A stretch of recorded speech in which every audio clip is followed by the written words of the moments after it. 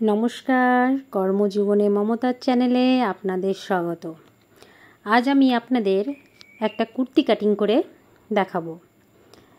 কুর্তির জন্য আমাদের 2 মিটার কাপড় লাগবে। আমি 2 মিটার কাপড় 4 ফোল্ডে ভাঁজ করে নিয়েছি।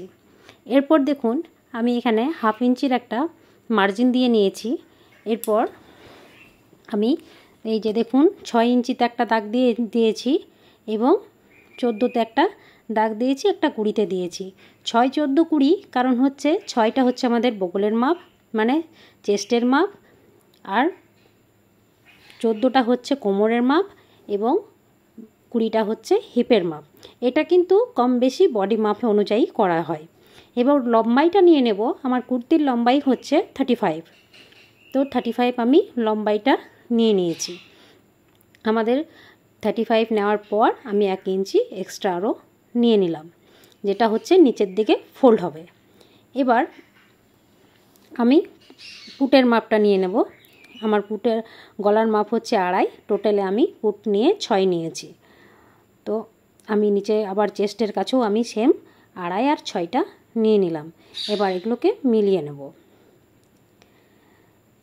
এবার চেস্টের মাপ, এখান থেকে আমি চেস্টের যা বডি মাপ আছে সেই বডির মাপ থেকে 4 ইঞ্চ বেশি, 4 ভাগ করে 1 ইঞ্চ বেশি নিয়েছি। 1 ইঞ্চ হচ্ছে আমাদের লুজ, তো যা বডির মাপ তার থেকে 4 ভাগ করে 1 ইঞ্চ বেশি নিয়ে 2 ইঞ্চি আমি এক্সট্রা কাপড়ের জন্য নিয়েছি। কোমরেও আমাদের সেমই হবে, যা বডির মাপ তার থেকে 1 ইঞ্চ লুজ নিয়ে 2 ইঞ্চ কাপড়ের জন্য বেশি। হিপটা কিন্তু 4 ভাগ করেই হবে, হিপটা 4 ভাগ করেই নিয়েছি, 1 ইঞ্চ বেশি নিয়েছি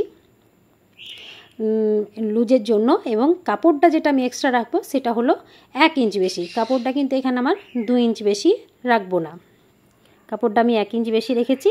এবারে নিচে ঘেরাটার দাগও দিয়ে নিলাম। এখানে আমি কিন্তু একটা স্টুডেন্টকে আমি এটা কেটে দেখাচ্ছি, সেজন্য ওর হাতটাও একটু চলে আসছে ভিডিওর মধ্যে, তো আপনারা একটু অ্যাডজাস্ট করে দেখে নেবেন। হ্যাঁ, এবার সব দাগগুলোকে আমি মিলিয়ে নিলাম।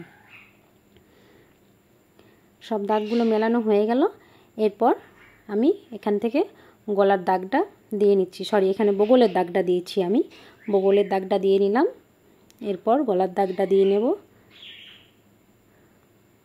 এটা হয়ে গেল গলা এবং এটা বগলের দাগ। এটা আপনাদের বোঝার সুবিধার জন্য আমি আরেকবার আমার স্টুডেন্টকে বোঝাচ্ছিলাম, সেটাই হচ্ছে এখানে আমি আরেকবার, ওই জন্য আমি এটা আরেকবার বুঝিয়ে দিয়েছি। এই যে 6, 14, 20 আমি এখানে আবার দেখিয়ে দিয়েছি যে 6, 14, 20টা আমি কিভাবে নিয়েছি, ওকে ওটাই বোঝাচ্ছিলাম আমার স্টুডেন্টকে। এবার লম্বাইটা আমি নিয়েছি সেইভাবেই। এই যে এখানে দেখুন হিপের মাপটা দেওয়া আছে, চেস্টের মাপটা দেওয়া আছে, সব এখানে আমি লিখে ওকে বোঝাচ্ছি যে কোথায় থেকে কোনটা আমি নিয়েছি। এখানে বগলের মাপটা নিয়েছি, এখান থেকে গলার মাপটা নিয়েছি। হ্যাঁ, গলার মাপটা আমাদের 6 আছে, বগলের মাপটা 6 থেকে 1.5 ইঞ্চি বেশি দিয়ে বগলের মাপটা নিয়েছি। এবার আমি চেস্টের মাপটা এখানে নিয়েছি। চেস্টের মাপটা হচ্ছে আমাদের 34, 34কে আমি 4 ভাগ করেছি এবং 1 প্লাস করেছি। 34-এর 1 ভাগ করে 4 ভাগ হচ্ছে আমাদের 8.5, আর 1 প্লাস হলে 9.5, তাহলে এখানে আমি 9.5 নিয়ে নিয়েছি। ঠিক এইভাবেই আমাদের কোমরের মাপ, এই যে দেখুন 9.5 নিয়েছি। এবারে কোমরের মাপটা আমাদের আছে 31, তো এইভাবে ঠিক ওইটাও নিয়ে নিয়েছি। এবারে হিপের মাপটাও ওইভাবেই নিয়ে নিয়েছি। স্টুডেন্টদেরকে একবারে বোঝালে তো হয় না, ওই জন্য দুবার আমি এটাকে স্টুডেন্টদেরকে বোঝানোর জন্য এটাকে আমি দুবার রিপিট করেছি।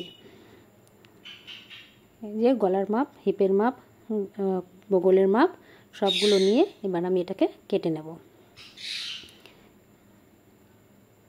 4 ফোল্ডে যেহেতু কেটেছি সেই জন্য আমাদের দু পিঠটাই একসাথে কাটা হয়ে গেছে। এই যে 2 পিঠটাই কাটা হয়ে গেল। এবার আমি ফ্রন্ট নেকটা কেটে নিলাম। ফ্রন্ট নেকটা তো আগেই আমি গোলাই দিয়ে রেখেছিলাম। এবার ব্যাক নেকটা চৌকো নেবে কাস্টমার, তাই আমি চৌকোর মাপটা দিয়ে নিলাম। চৌকোর মাপটা দিয়ে এবার আমি সেটাও কেটে নিলাম। এই যে, তাহলে আমাদের কুর্তি কাটিংটা কিন্তু সম্পূর্ণ হয়ে গেল। আমি ফ্রন্ট নেক, ব্যাক নেক আমি দুটোই দেখিয়ে দিলাম। আমার ভিডিও ভালো লাগলে লাইক, কমেন্ট এবং সাবস্ক্রাইব করে দেবেন।